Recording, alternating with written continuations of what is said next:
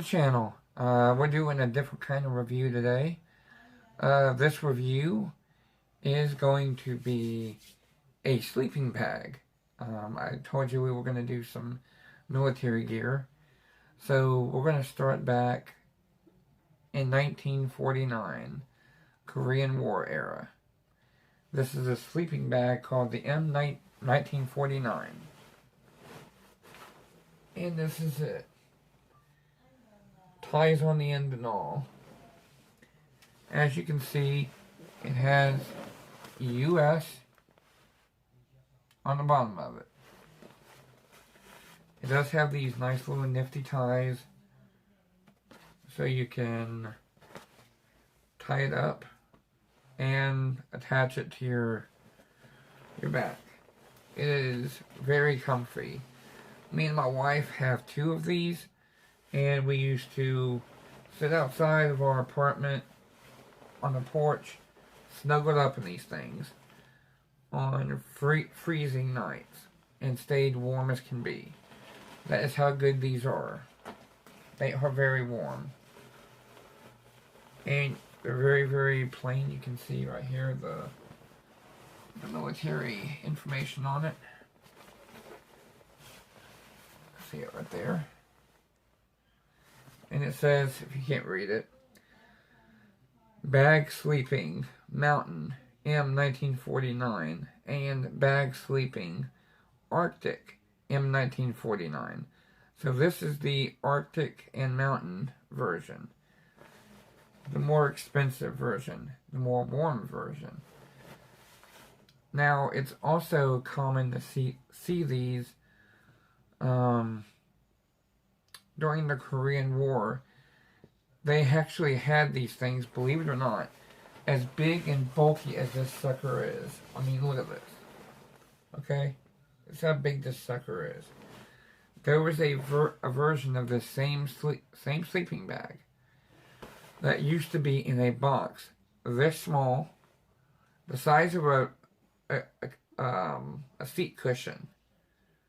And what it was used for a bailout sleeping bag. It was made for U.S. Army Air Corps. Well, I guess it was U.S. Air Force. No, it was Army Air Corps until like the early 50s. So, it was made for the Air Forces, let's say.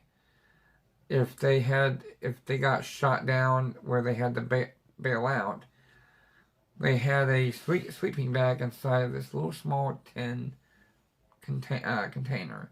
You can actually still find them for sale for about $100 or so, which is amazing.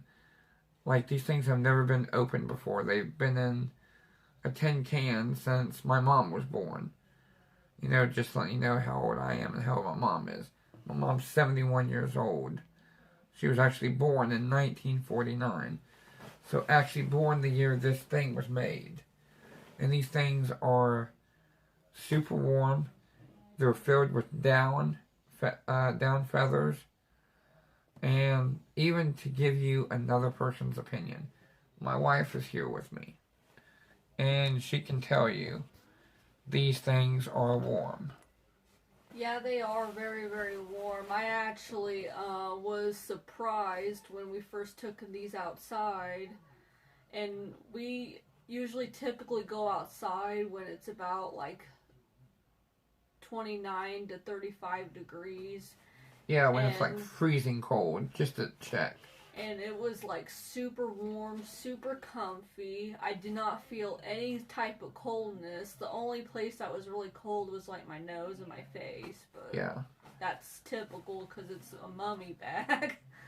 But it's very, very snug. I was really surprised and shocked of how warm it actually was. And me, I was just wearing something like this. You know, I was wearing like military issue long johns.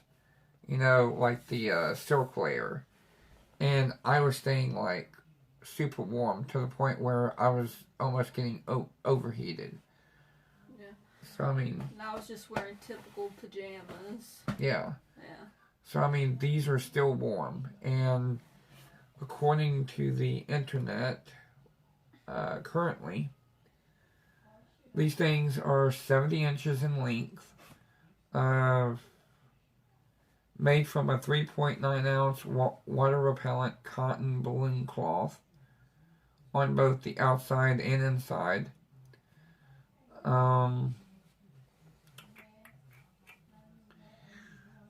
It says that these things are currently selling online on eBay for about $70. Looks like the going rate for these M-1949 sleeping bags. And also another thing with these is they're very easy to roll up and like put back in your closet. It fits in our closet very perfectly, and you can roll it down, you can roll it up and it'll stay compact. In fact, I'll roll it up for you here and show you exactly what you can do. You always want to make sure you zip it up. Yeah. All the way up. Start with the head. Just like anything else in life, start with the head. Okay. And just start rolling it.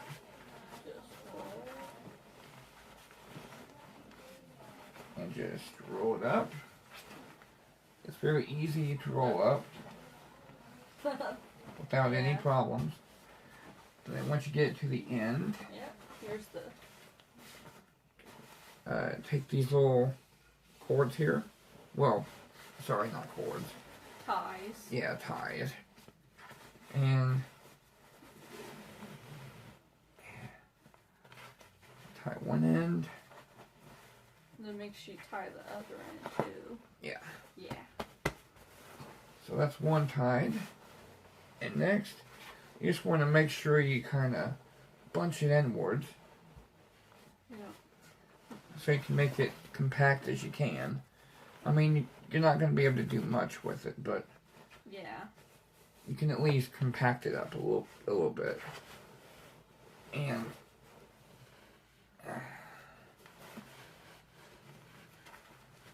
once you get it like this, they actually issued back in the Korean War.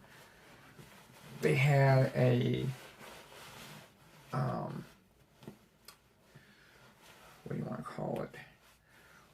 Well, it was made to attach this to your backpack.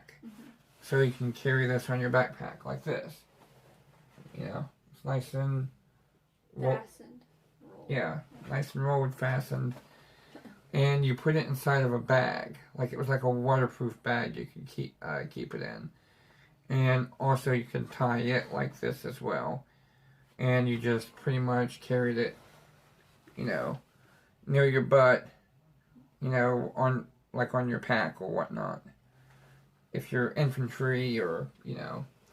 These were used a lot with the 10th Mountain Division. That's why it says mountain bag. Most of the time, the guys who were out in the field, you know, they would leave this stuff in camp, where their base camps were. Most of the time, they would just bring, like, you know, a wool blanket and stuff like that to keep warm in the field, which was insane because in Korea, in the wintertime, near the chosin reservoir, freezing cold. I mean, that's why, I think hypothermia killed a good number of troops. MacArthur's invading force in Korea. So this bag definitely kept a lot of soldiers super warm. I know it keeps us warm. Yeah. But yeah, this is from the Korean War. I highly, if you're on a budget and you want a good military sleeping bag that's going to last throughout the ages, buy one of these. You can't go wrong with it. I mean, about $70 plus shipping. You're looking at under $100. And I'd much rather kind of get this than the military sleep system, which I enjoy, and I am going to go over in a future video my top favorite ever military sleeping bag. It's not the MSS, it's not the military sleep system, but it's the one before the military sleep system. It's very, very rare. It's hard to find. It comes in like a green stuff sack, and it comes with a bivy like the MSS, but it's not an MSS bivy. But yeah, it comes with that, and it comes with a mummy sleeping bag. It's very warm. I mean, it's like the warmest one I've ever seen. And these things now, I got really lucky. I was really fortunate. I got it when I used to sell military gear. I used to sell military surplus as a side gig. So I picked and kept some stuff that I wanted to keep out of it, and, you know, sold the rest of it. But I kept sleeping bags from every era. Like, this is like from the Korean War, like I said. I've also got a blanket from, no kidding, from like World War II. It's very warm. It's wool. It's up in the closet. But I've got sleep stuff from World War II to Vietnam to Desert Storm to now. And like I said, the one before the military sleep system and after the what was it called? It was after this bag. I'm trying to remember what it was called. But it was I think it was just an extreme, yeah, it was an ECWS bag. Extreme Cold Weather System bag. And it's after that one, but before the MSS. You know, it was really rare. It was only issued to, like, Special Forces troops, Army Rangers, you know, Force Recon Marines. It was only issued to, like, special troops. And I believe the 10th Mountain Division got it also. But as for this bag, you know, it's great. Under $100 out the door. You can't beat that for a sleep system. Anything else you want to add, honey? I mean, it is a good one if you're on a budget, and it does keep you really, really warm if you want to camp in cold environments, or you just need something to lay on during camping. And if you do get one of these, do not be worried about this. You don't have a defective bag. There were guys in the Korean War. I found old stories where they said that they could pluck a feather or two from their bag. Don't be worried. This is normal with any down-filled sleeping bags. Like, for instance, you know, you can kind of see one here. Let me see if I can pull it. Yep. See? A little goose feather from the 1940s for you. So... I use chicken feathers in there too. No, they just use down goose. But yeah, so it's not unusual to see little feathers like sticking out. You can just pull it out, you know, it's fine. You know, don't worry about it. They're all throughout the bag, see? That's what I mean. So don't worry about it. It's still a wonderful bag. You know, don't be concerned with the little white things. You know, it's just escaping feathers. There's millions of them in here, so if you accidentally pull one or two out, it's not gonna affect the warmth any. Trust me. But this is about it on this one. And we're also gonna have a part 2 to this one, and we're gonna field it. It's snowing right now, but I'm gonna wait until it's not snowing, so, you know, I don't have to rewash this thing.